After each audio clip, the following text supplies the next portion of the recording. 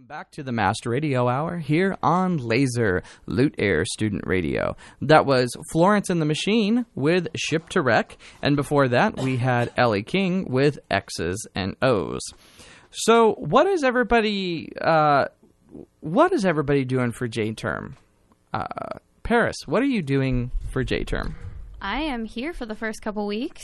And then I am... First couple of weeks, yeah. I'm doing a domestic study away, so as opposed to leaving for the whole month, we will be going to Nia Bay, which is about 4 hours away on the very tippy top of the western, I guess, northwestern corner of the Pacific Northwest.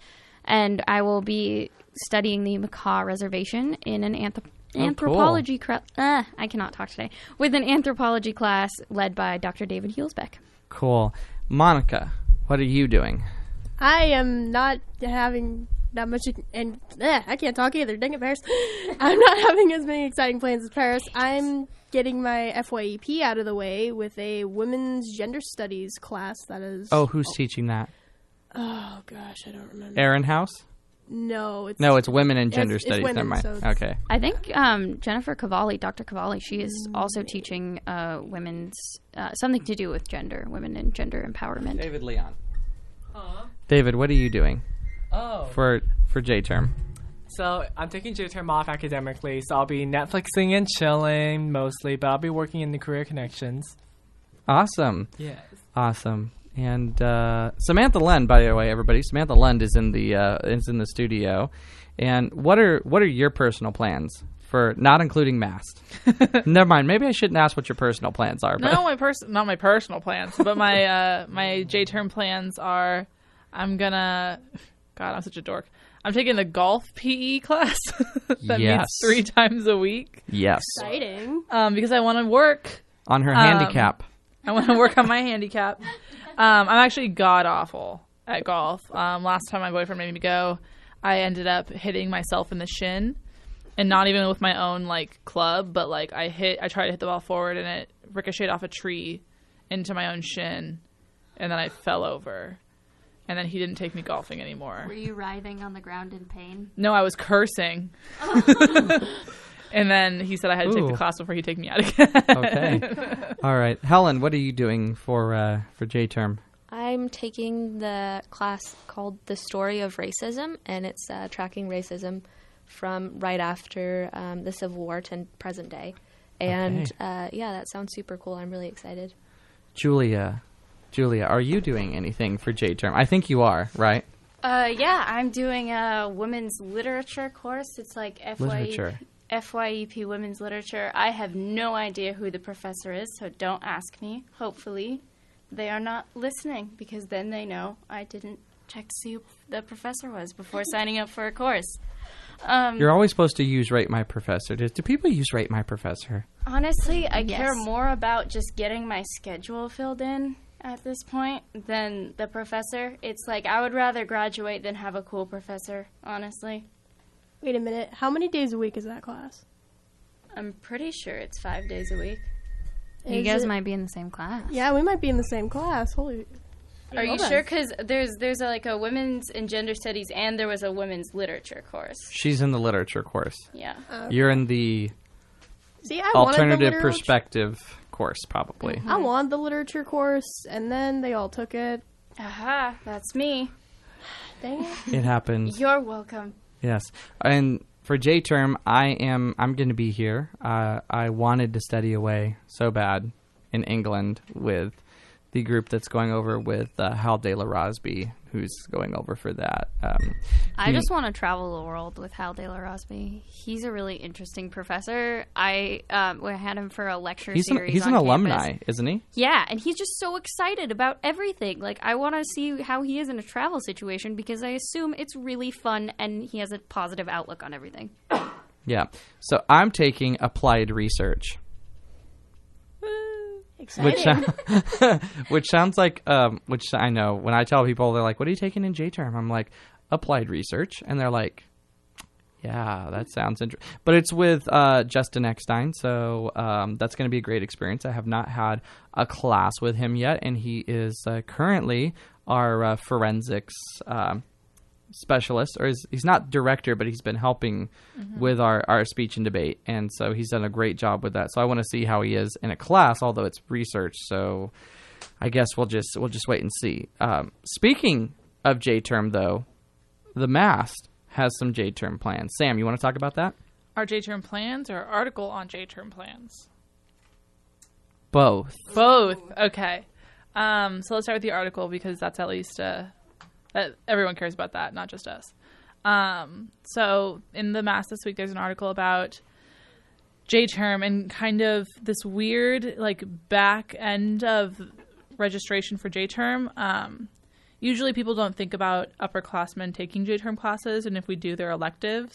Right. But this year we had a very strange incident where a lot of upperclassmen couldn't get into J-term classes because a lot of J-term classes are saved for underclassmen because they have to take one. Like it's against the rules for them to not take one unless they, fall under line A, B, or C of the, whatever spectrum they decide that year. But so there's been some issues with upperclassmen getting into those classes because spots are reserved for first and second year students. Yes. And the way they decide how many J-term classes are offered and which ones are offered is by taking the numbers from 2 years ago, so the number of students that enrolled in J-term 2 years ago, and creating enough spots for those students this year. Like they mathematically figure it out from 2 years ago's stats and use it this year and probably add or subtract based on who's coming in and leaving PLU. But that's how the equation gets started. So it's an interesting way to forecast because we have a bigger first-year class this year. Yeah, we have a huge first-year class. And honestly, the campus culture changes so much to where, maybe 4 years ago, all the seniors hated J-term and didn't want to take any classes. So, you had minus 1,500 seniors for the month of January. But, campus culture now, a lot of, at least the seniors that I know, want to stick around and, take an easy class but still get some credits.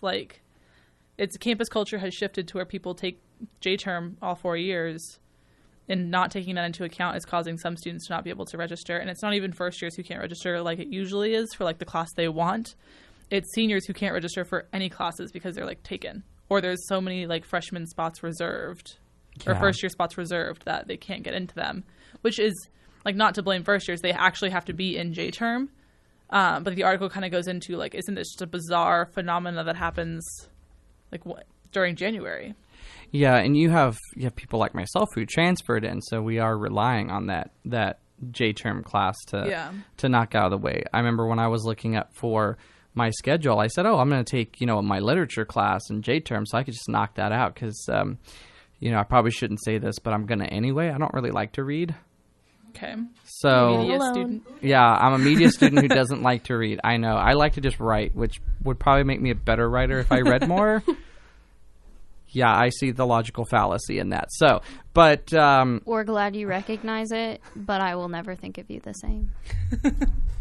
Okay. Paris has some sassy bones. Yeah, so she does. But I was going to take the literature class, and I was going to take advertising and capstone and applied research and PR principles all in my last term. I was going to basically live in Ingram Hall. Seriously.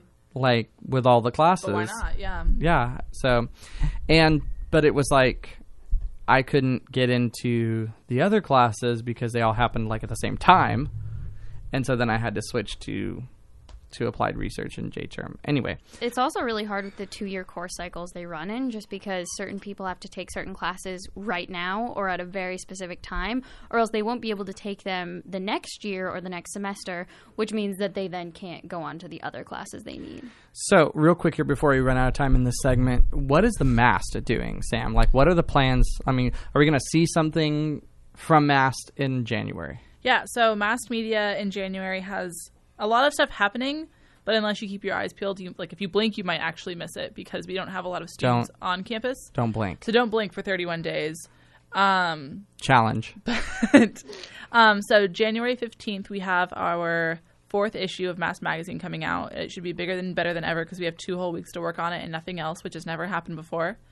So it's going to be fantastic. I don't know any of the stories that are going in it yet, so even I'm excited because I have no idea what's coming up. So if you have a story for Mast Magazine, you can give us a call at 253-535-7332. Again, our number here in the studio is 253-535-7332 if you've got a story. Yes. And then we've got Mass TV, who's taking a hiatus for the month of January because we have some staff coming in and coming out. But they should be gearing up to have a really good first episode in February. And then they'll have News at 9, and they'll have their first episode at the end of February for the spring term late night show. Yes. So that's coming back for sure now. We've it's in there, it's set, it's not going anywhere, it's a new thing. And we should be getting, hopefully a couple more shows like that coming in where it's more student production and less news. That'll be fun. And then Mast Media as a whole for January is looking for new people. Every term we start over and we hire quote unquote new writers and editors and reporters and stuff like that. Can everybody do the air quotes? Hire. All right. We don't get paid for student media, in case some of you didn't know that. But that doesn't mean that you can't be a part of it. Yeah, of course. So yeah, definitely stay tuned for what's going on. I think the magazine is going to be the thing that'll smack you in the face, and it might open your eyes to other things that we're doing through January. Definitely. Samantha Lund, thanks for taking time out and running all the way over here from the Mast newsroom, because I know you guys are working on a deadline because there's a Mast coming out this week. Yeah, so tonight at 2 a.m. is our deadline, so that's fun. All right. Thanks, Sam. Appreciate it. Thank you, guys. And coming up here after the break, we're going to be talking about puppies. Yeah. And we're talking about art. And we're talking love that. And we're talking about intramurals. But first, we're going to hear a song from one of our favorite artists. Here's some T Swift for you right here. Blank Space. It's a Mast Radio Hour here on LASR.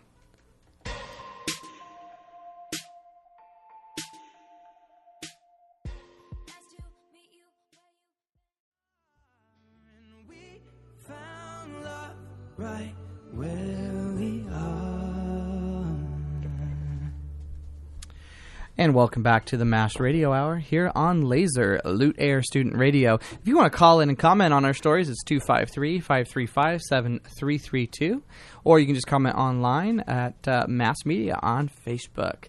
You just heard Thinking Out Loud by Ed Sheeran, and before that was Blank Space by T Swift, Taylor Swift. That's our girl right there. Nominated again for a Grammy. Of course, all these songs that you're listening to tonight are Grammy nominees, so thank you, Helen, for picking out these Grammy Award-winning tracks tonight. And let's see here. What are we talking about? We're talking about a few things in our last segment here.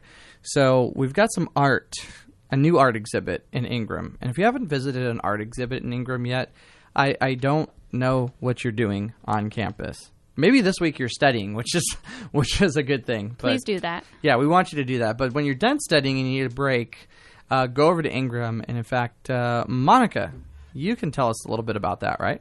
Yes, I can. All right. The latest works by PLU student printmakers, painters, and drawers will be on display through December 16th in Ingram Hall's University Gallery as part of the Fall 2015 Juried Student Exhibition. This gallery is open Monday through Friday, 8 a.m. to 4 p.m. All right. And here I have Miss Brooke Brooke Thames from Brooke Thames, the thank you. Yeah, the ANC editor for the Mast, to talk more about it. Give it up for Brooke, everybody. Woo! Welcome. Thank you.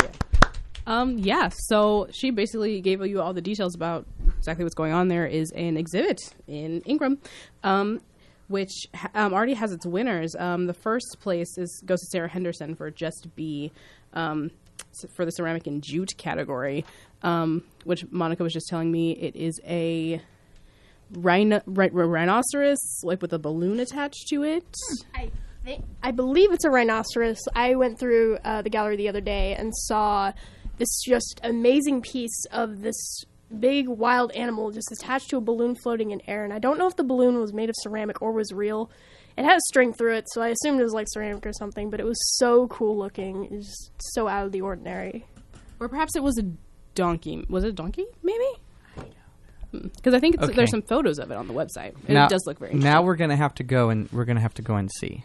Yes. Is it a rhino? It's a surprise. Is it a donkey? Is it a bird? Is it a plane? Some kind of four-legged creature. Okay. Speaking of art and rhinos, I remember as a child at the zoo in my hometown, we had a painting rhino, so that was really cool. Like, they would give the rhino a paintbrush and then a canvas. Oh, that's cool. Anyways, go on. Yeah, but in this exhibit there are also some other ceramic things. There's kind of like a bowl. It looks like a ceramic bowl, and it has very detailed like rope work on it, and so it looks very, very cool. And there's also like a ceramic fish that looks so pretty. I mean, if we could get these pieces and have them, I would take that because it looks beautiful. And there's some photography I think that's featured. We have some good photographers on this campus, so definitely definitely check that out as well. One more ceramic piece that I want to talk about is this giant wheelbarrow with like, I think it's an aardvark, some sort of animal just curled up and cute and sleeping, and it's huge. And it's on the website, and it's also in the gallery. It is so beautiful, and they brought in pieces from nature. It was like ceramic plus nature, and they put it all around to make it look so real. And I love it. It's beautiful. Speaking of special art in Ingram, I hear there are rumors that there might be a real Van Gogh in one of the Ingram staff lounges. So the Mast is currently investigating that, and Brooke, are you on that story? You will see news about that in the near future. I think they're trying to get someone to cover it. I could definitely be on it. But I've heard it's true. I've heard it's definitely like a real thing. I've heard it's been confirmed and it's no longer. We need to go. Oh. But we will be reporting on that soon. But we need to have a source. To yes, confirm it. I do have this. I don't have it on me, but there's a source. Oh, okay. Which will be probably in a print. Excellent. So you can read more about that in the future, and you, our very special listeners, get to hear it here first on the Mast Radio Hour. Yeah, so campus safety for the one operator who's listening right now because you're bored on duty. The thing is that if you find all these students now suddenly going in Ingram and they're like checking for doors and things, sorry. If they're sneaking into staff lounges, we apologize. We apologize in advance. Thank you, Brooke Thames, for being on the show tonight. Sure. And thank you, Monica, for that story. So, speaking of something else on campus, this is not a secret, but I didn't realize we were already there and ready to go. So, we've got puppies on campus, right, Paris? Yes, it is Dog Day. So, coming up, the Counseling Center is inviting everyone to go to Red Square on December 10th from 11 a.m. to 2 p.m., but I've also heard accounts that it would start at 10 a.m., so I'm going to trust the poster that says 11 a.m., but I've heard that they might be there at 10 a.m., and we have the names of all the dogs. Oh. Yeah, so they are Fuzzy or Fozzie, I assume Fozzie Wozzie, and then Fozzie Wozzie, Aslan, and Peaches, Rohan, and Marley. So you can come meet them. I know, because everyone loves a dog named Marley. So we can all meet them in Red Square coming up later this week, so we can shake off the stress of Dead Week. And just remember, I was remembering like 12:10 at 10, but now, of course, it might be 12:10 at 11, and then the numbers aren't sequential. So it's really however you want to remember it, but there are puppies, and that's the important part of this story. Just come by Red Square so you can keep calm and pet the puppies. True. And Dr. Taggles. Does everybody know who Dr. Taggles is on campus? I do not. No, I do. Dr. Taggles is our university organist, which I knew that all of you knew that we have a university organist. I was aware of that, yeah. And he brings his dog to work with him, and his dog is named Marley. Oh, my boss I work for campus safety, and my boss also sometimes brings his dog, and his dog is named Yogi, and he's this really young golden retriever, and it's amazing. Yeah, Marley, I think Marley is a retriever as well, and he comes to choir practice.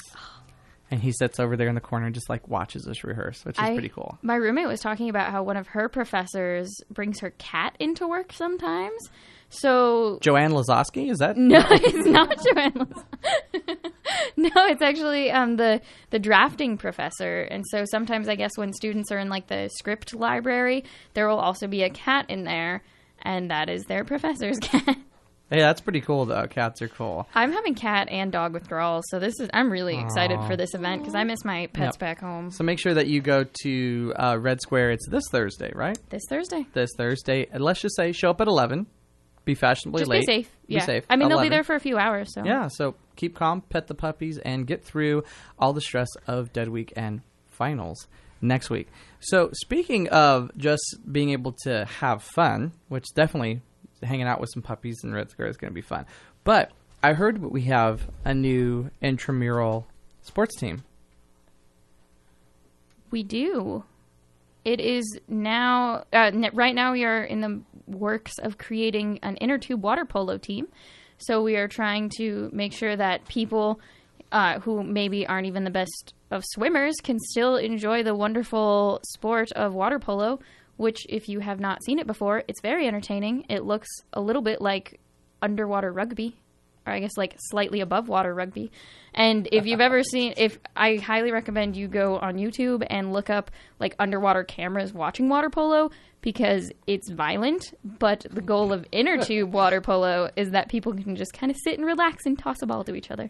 That'll be fun. You know, that's the point of intramural sports is that it's for anybody to just be able to join and have fun. So it's not all like, you know, the serious competition that is with intercollegiate athletics, but it's just something you get to do, get to have fun, and get to name your teams, and it's a fun time. So I'm looking forward to that. That sounds fun. What do you think about that, Monica? I was about to say, it sounds to me like it's a combination, like it's pretty much water basketball bumper cars. That seems about right. And that sounds amazing, and I want to be a part of that. Everyone check it out. All right, thank you for that, Paris. And just want to invite you to listen to Lute Air Student Radio all week for an eclectic mix of music and talk. Listen to Steve McGrain with the Mast Radio Sports Show Fridays at 2 p.m., followed by the Brooke and Sam Show with Brooke Thames and Samantha Lund. And remember, we do have a show next week. It's a best of show, so it will feature our very best reporting and our best banter from the semester. We hope you'll check that out next Tuesday, as always, at 9 p.m. And make sure to pick up the Mast on newsstands around campus this Friday. For everything else, go to mastmedia.plu.edu. I'm Monica Payne. I'm Paris Franklin. And I'm Eddie McCoven. This has been the Mast Radio Hour, a convergence of mass media and laser. Thanks for listening.